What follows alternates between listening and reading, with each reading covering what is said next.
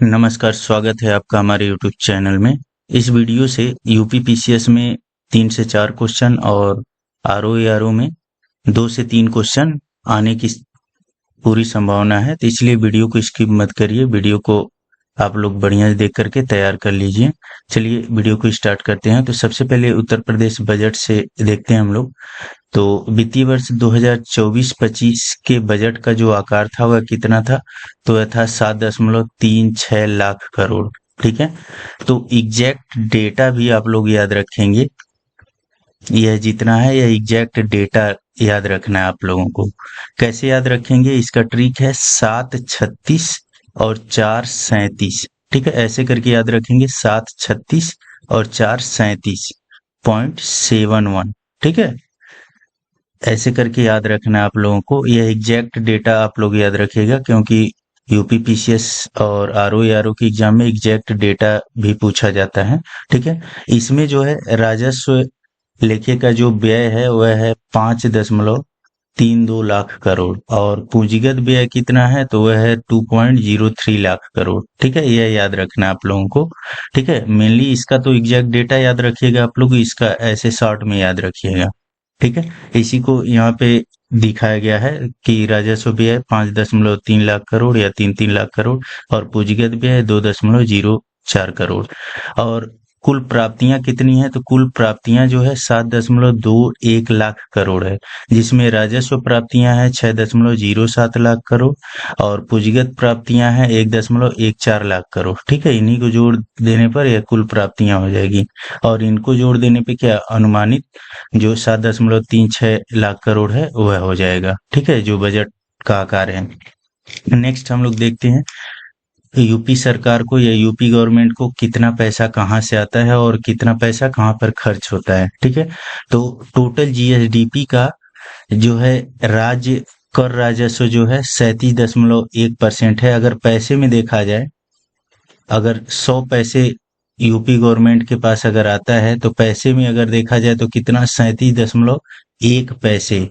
ठीक है, यह जो है कर राजस्व से उत्तर प्रदेश सरकार को प्राप्त होता है। केंद्रीय अंतरण, ठीक है, जो केंद्रीय कर अंतरण होता है, केंद्र सरकार से जो कर के द्वारा राजस्व प्राप्त होता है वह 30% या 30 पैसे। ठीक है, ऋण से उत्तर प्रदेश गवर्नमेंट को कितना आय आता है? तो 15.3% या 15.3 पैसे। ठीक है, केंद्रीय अनुदान तो वह जो है केंद्र सरकार के द्वारा दिया जाता है, या 12.3% या 12.3 पैसे। पैसे में अगर देखा जाए, अगर टोटल आय जो है पैसे में अगर लिया जाता है तो गैर कर राजस्व कितना होगा? 3.4% या 3.4 पैसे। अब उसके बाद से पैसा जो उत्तर प्रदेश सरकार है वह किन किन तरीकों से खर्च करती है? तो पूंजीगत व्यय पर 21% उत्तर प्रदेश सरकार खर्च करती है। वेतन जो सरकारी कर्मचारियों पर खर्च होता है वेतन के रूप में कितना पैसा? तो 12.8%। अन्य खर्च जो है 12.7% रखा गया है। पेंशन पर कितना? 11.7%। यह अक्सर एग्जामों में पूछता है। ठीक है, वेतन सहायता प्राप्त संस्थान के कर्मचारियों पर कितना खर्च होता है? तो 11.7%। तो कुल वेतन पर कितना खर्च हो जा रहा है? ठीक है, सरकारी कर्मचारी और सहायता प्राप्त संस्थान के कर्मचारियों पर तो वह हो जा रहा है 24.5%। ठीक है, इतना जो है वेतन पर खर्च करती है उत्तर प्रदेश सरकार। पेंशन पर 11.7%। अगर यह टोटल जोड़ दिया जाए तो लगभग 35-36% के आसपास हो जाता है। मतलब पेंशन और वेतन मिलाकर के 35-36% उत्तर प्रदेश सरकार केवल कर्मचारियों पर खर्च करती है। अनुदान जो है कितना देती है? तो 9% जो है अनुदान पर खर्च करती है। ब्याज भुगतान के लिए 7.3%, कर्ज अदायगी के लिए 5.4% और अगर इन दोनों को जोड़ दिया जाए तो कितना हो जाएगा? 12.4% जो है कर भुगतान या ब्याज व्याज से संबंधित, ऋण से संबंधित बोल सकते हैं इतना। ठीक है, सब्सिडी 3.8% सब्सिडी पर खर्च करती है। स्थानीय निकायों पर 3.3% और ऋण एवं अग्रिम, ठीक है, अगर किसी को ऋण की जरूरत हो तो उसके लिए कितना खर्च करती है? 1.3%। ठीक है, तो यह याद रखेंगे आप लोग कि उत्तर प्रदेश सरकार को कितना राजस्व कहाँ से आता है और कितना वह खर्च करती है। ठीक है, नेक्स्ट देख लेते हैं हम लोग। यहाँ पे कुछ महत्वपूर्ण पॉइंट इसमें जो है मेन यह राजकोषीय घाटा है, वह याद रखिएगा आप लोग। कितना उत्तर प्रदेश सरकार का, तो 3.46% है। ठीक है, इतना जो है राजकोषीय घाटा है। और एफआरबीएम एक्ट के तहत कितना रखना है, 3.5%, बिल्कुल इसके अंतर्गत है, तो यह याद रखेंगे आप लोग। राज्य का टोटल रीढ़ जीएसटीपी का कितना है, तो 32.7% है। ठीक है, पूंजीगत परिव्यय में वृद्धि कितना हुई है पिछले साल के कंपेयर में, तो 6.19%। और राजस्व आदि के कितना प्राप्त हुआ है, तो 2.97%। नेक्स्ट, यह जो है एग्जाम में ऐसे ही पूछ लेता है कि किन किन विभागों में कितना खर्च किया गया है, ठीक है, या कितना खर्च के लिए बजट रखा गया है। तो प्राथमिक शिक्षा में सबसे ज्यादा है 76,035 करोड़ रुपए। ठीक है, ये ऐसे ही याद रखिएगा आप लोग कि किस विभाग में कितना पैसा आवंटित किया गया है। ऊर्जा के क्षेत्र में 57,071 करोड़ रुपए है। पुलिस विभाग में 39,516 करोड़ रुपए में है। ठीक है, लोक निर्माण विभाग में 34,858 करोड़ रुपए, स्वास्थ्य एवं परिवार कल्याण में 27,086 करोड़ रुपए, नगर विकास में 25,698 करोड़, ग्रामीण विकास में 25,409 करोड़, नमामि गंगे एवं ग्रामीण जल आपूर्ति में 25,110 करोड़, पंचायती राज में 21,197 करोड़, भारी एवं मध्यम उद्योग में 21,054 करोड़। ठीक है, तो ये ऐसे ही विभागवार जो है यह टोटल आवंटन याद रखिएगा आप लोग एग्जैक्ट डेटा के साथ, क्योंकि एग्जैक्ट डेटा एग्जामों में आता है। नेक्स्ट अब देखते हैं कि किन किन योजनाओं में कितना खर्च हुआ है। ठीक है, तो प्रमुख योजनाओं के लिए कितना आवंटित किया गया है धन, वह देखते हैं। तो सबसे ज्यादा जो है जल जीवन मिशन पर खर्च किया गया है, कितना, 22,000 करोड़। ठीक है, इसके बाद से या पहले नंबर पर, दूसरे नंबर पर या सर्व शिक्षा अभियान पर 21,310 करोड़ खर्च किया गया है। ठीक है, तीसरा क्या है, यह पेंशन सामाजिक क्षेत्र पर कितना, या 12,620 करोड़। तो यह तीनों तो क्रम वाइज आप लोग कम से कम तीन तो याद ही रखिएगा, जल जीवन मिशन, सर्व शिक्षा अभियान और पेंशन पर। ठीक है, इसके बाद से यह सब देख लेना है। बहुत ज्यादा इंपॉर्टेंट यह मनरेगा है, इसको तो अक्सर एग्जाम में पूछ लेता है। ठीक है, कि कितना बजट रखा गया है मनरेगा पर।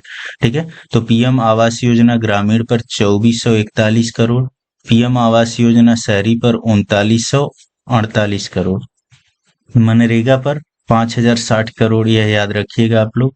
ठीक है, स्वच्छ भारत मिशन ग्रामीण पर 4,867 करोड़, स्वच्छ भारत मिशन शहरी पर 2,708 करोड़, राष्ट्रीय ग्रामीण आजीविका मिशन पर 3,695 करोड़, पीएम ग्राम सड़क योजना पर 3,668 करोड़, समेकित बाल विकास योजना पर 5,129 करोड़, और इधर अमृत 2.0 पर 4,500 करोड़। ठीक है, तो यह एग्जैक्ट डेटा के साथ आप लोगों को याद रखना है कि किस योजना के अंतर्गत कितना पैसा खर्च किया गया है। इन दोनों पार्टों से, विभाग से और योजनाओं से एक एक क्वेश्चन आता है पीसीएस में। ठीक है, तो इसको तैयार आप लोग करिएगा।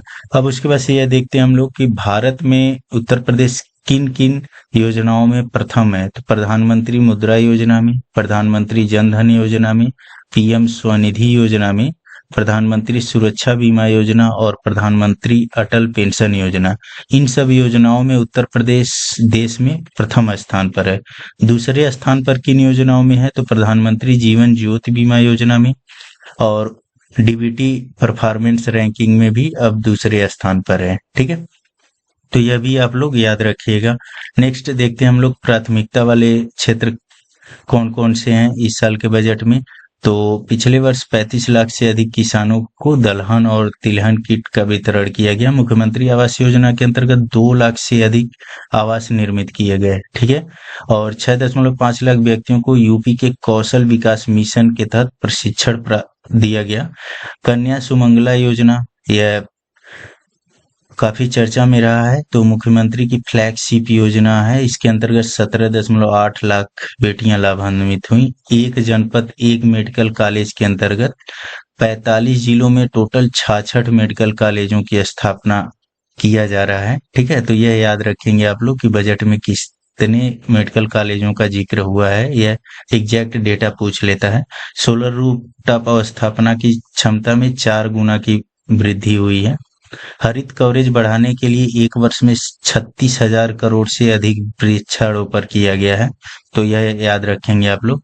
मुख्यमंत्री युवा स्वरोजगार योजना के तहत 1.8 लाख रोजगार स्वीकृत किए गए हैं। ठीक है, तो इस वीडियो में इतना ही। वीडियो को आप लोग लाइक करें, शेयर करें और चैनल को सब्सक्राइब कर लें। इसको देख करके तैयार कर लीजिएगा आप लोग। इससे जो है यूपी पीसीएस में 3 से 4 क्वेश्चन और आरओ में 2 से 3 क्वेश्चन आते ही आते हैं। ठीक है, धन्यवाद।